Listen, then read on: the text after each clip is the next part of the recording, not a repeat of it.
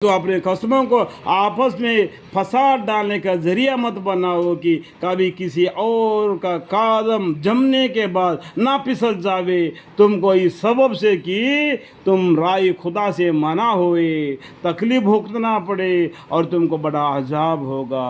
और तुम लोग अहद खुदाबंदी के ओज़ में थोड़ा सा फ़ायदा मत हासिल करो। देखो अल्लाह ताला क्या बोलते हैं कि राय खुदा में, अहद खुदाबंदी के ओज़ में थोड़ा सा फ़ायदा मत लो, दुनिया का फ़ायदा मत लो। ये दुनिया का फ़ायदा ख़त्म हो जाएगी, तुम उस दिन खाली हाथ हो जाओगे।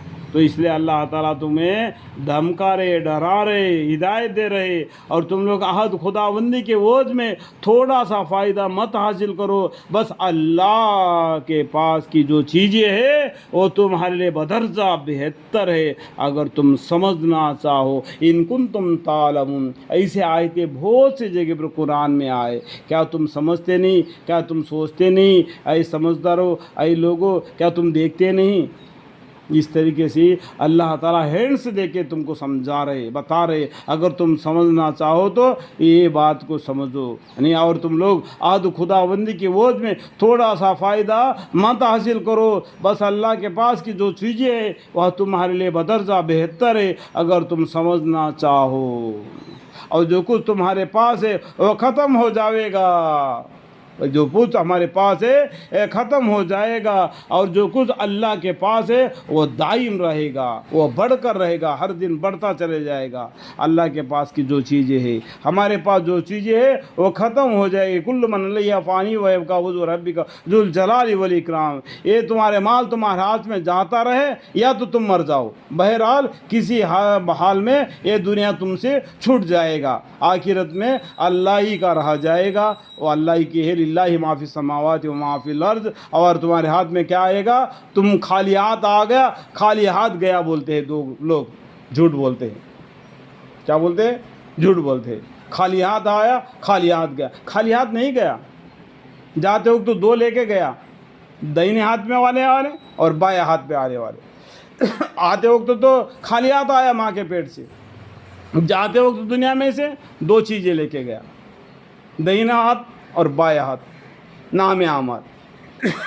समझ में आ गया? बात को समझो।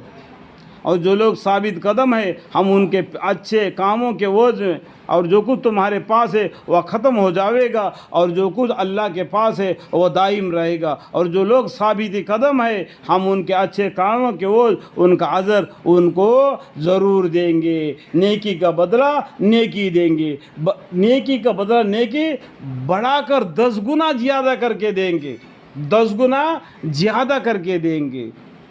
और बदी का बदला उतना ही देंगे जितना उसने बदी किया। ये अल्लाह का फजल है।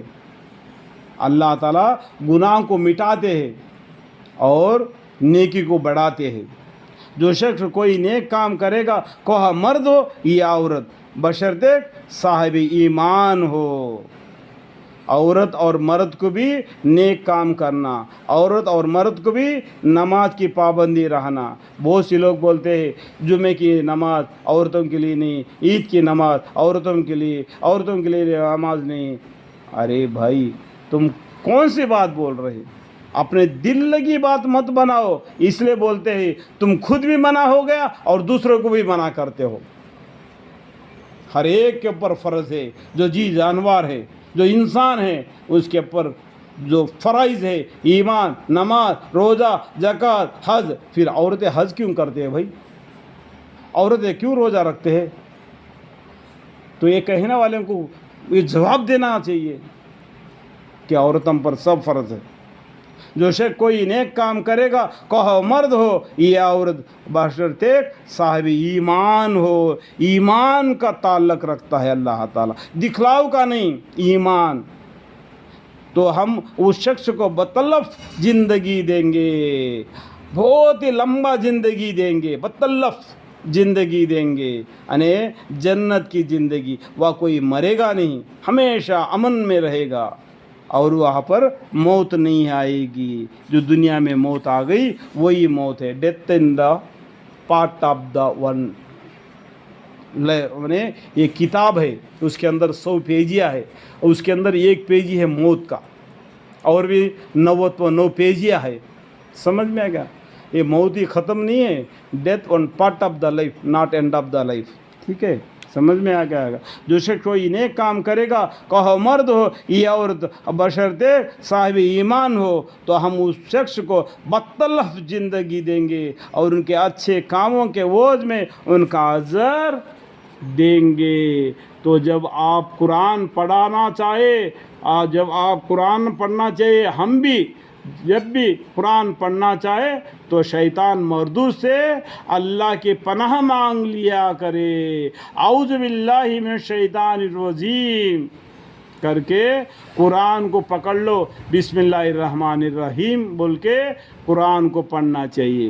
लेकिन उसका काबू उन लोगों पर नहीं चलता जो ईमान रखते हैं और अपने रब पर भरोसा रखते हैं, इनके ऊपर शैतान का काबू नहीं चलेगा, नहीं चलेगा।